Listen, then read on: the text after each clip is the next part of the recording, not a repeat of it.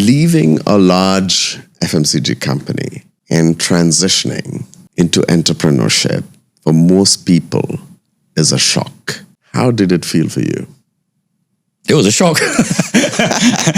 It was a shock.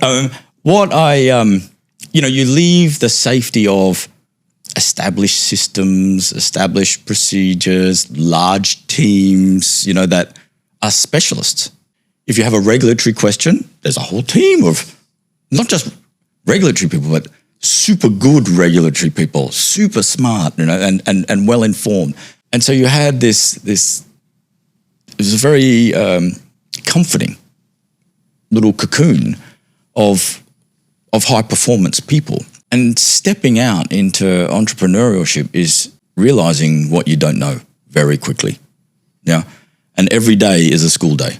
But it's about making sure that you're surrounding yourself with that expertise or the proxy for that expertise.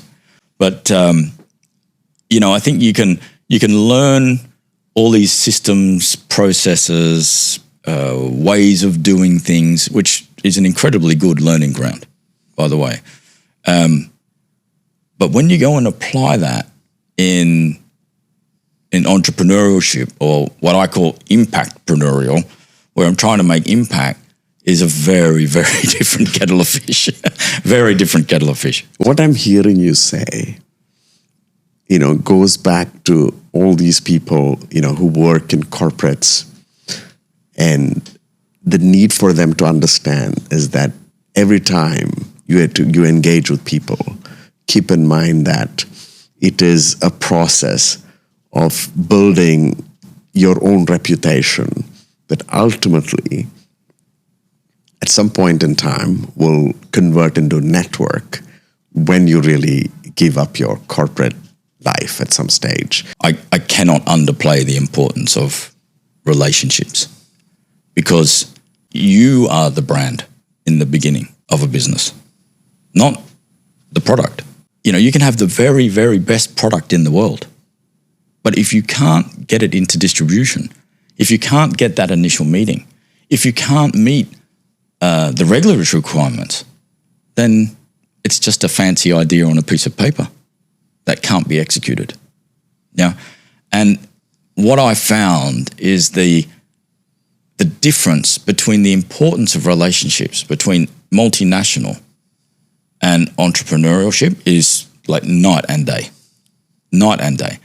But it's the people you meet in the multinational experience, because there's some fantastically smart people, yeah? And you get access to some top shelf experience, some top shelf opinions. That would be very difficult to replicate if you hadn't done that. It's very encouraging for people who start on entrepreneurial journey late in their career, and they struggle with saying, is it too late? But what you're basically saying is, it's never too late. Never too late. Never too late, in my opinion. I think it's probably the right time to talk about KARMIC Global. So where did the idea come from? So I went into this bizarre world of seafood, right? It started with a problem, actually. The problem is a multifaceted problem. There's a problem that food waste around the world costs the global economy $1 trillion a year. $1 trillion of lost food. Actually, there's enough calories produced in the world to feed everyone. But it's not in the right place, it's wasted, and therefore not everyone is getting fed. Now you fast forward to 2050, there's another 2 billion people on the planet. There's just fundamentally, there's not enough land to produce food the way we're currently producing it. There's just not enough land to produce enough food for that extra 2 billion people. And so that is stark problem number one. The second part was I'd worked in seafood, in fish and shrimp and, a number of other things. And if you have a look at the way like beef is produced or chicken, they've monetized every single element of that animal. But in seafood, you think of the fish, you only eat about between 45 and 50% of the weight of that animal, because because the rest is bones and skin and scales and, you know, the insides of the head. And no one eats that. No one does anything with it. And so in shrimp specifically, 2.5 billion kilos of heads and shells go to landfill every year, right? Which is a huge greenhouse problem. So if you put that together, you've got the 50% of unrealized value going on in seafood, right? And you've got a whole bunch of food waste happening. And so I saw like the opportunity to bring those two things together, where we're using the waste, the shells of shrimp. They've got a really interesting polymer in there, biopolymer called Chitosan, which is it's got fantastic antibacterial and antifungal properties. And what we do is we create a range of products that extend shelf life and stop that spoilage. So when we dig into the data, most of that happens, you know, like 30, 40% of fruit and veg is not sold on time. Beef, poultry that doesn't get sold out of a supermarket, 50% of that, so 280 billion of that 1 trillion happens in a supermarket or happens at a hotel or, you know, at a point of sale.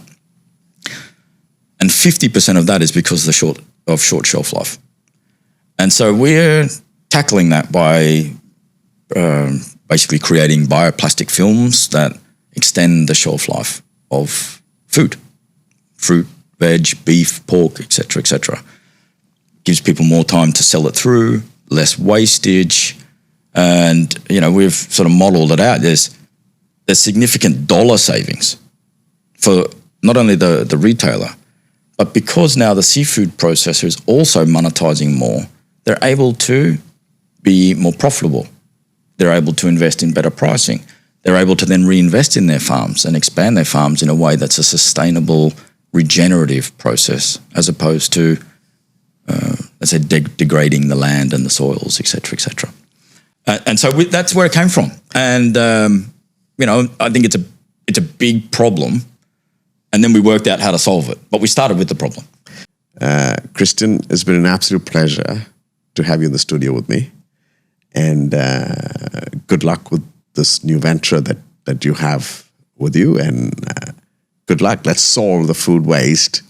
Let's extend the life. We will. Of food. I am going to do it. By hook or by crook, I'm going to do it. But thank you very much, Tom. It's always a pleasure to come and have a chat. Thanks so much. You're welcome.